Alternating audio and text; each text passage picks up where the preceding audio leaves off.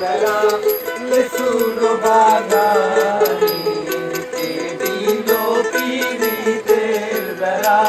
বন্ধুরা, লিচুর খুঁজে গিয়েছিলাম মধুপুরে, কিন্তু সে আশায় ঘুরেবালি আমাদের লিচু শেষ সিজনে যে আমরা পাইনি। তবে পেলাম আমরা একটা আম বাগান। এখানে আম্রপালি আম পেড়ে রাখা হয়েছে। আম দেখতে দেখতেই নেমে গেল ঝুম বৃষ্টি।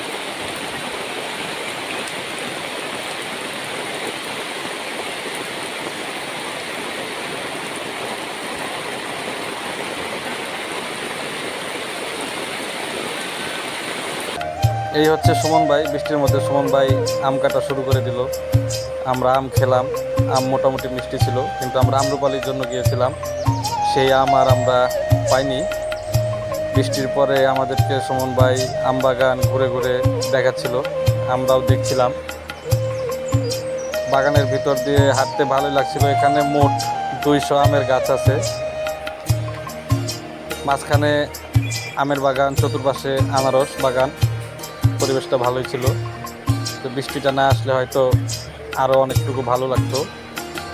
আমরা বাগানের মধ্যে দিয়ে হাঁটতে হাঁটতে ভাই আমাদেরকে বিভিন্ন রকম আমের কথা বলতেছিল, আম দেখাচ্ছিল।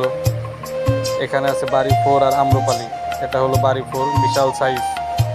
আমটাও খুবই সুমিষ্ট, আমরা দেখলাম।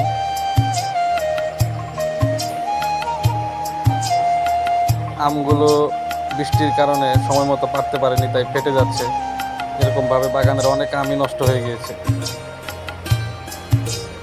ঠোকায় ঠোকায় ঠোকায় ঠোকায় আমগুলো ধরে আছে।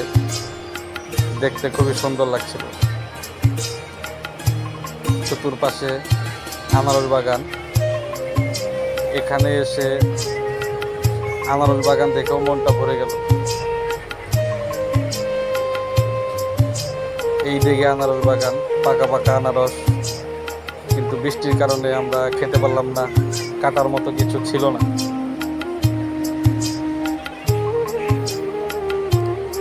দেখতে খুবই সুন্দর লাগছিল। যাই হোক, আজকে পর্যন্তই। ধন্যবাদ, ভালো থাকবেন, দেখা হবে আবার।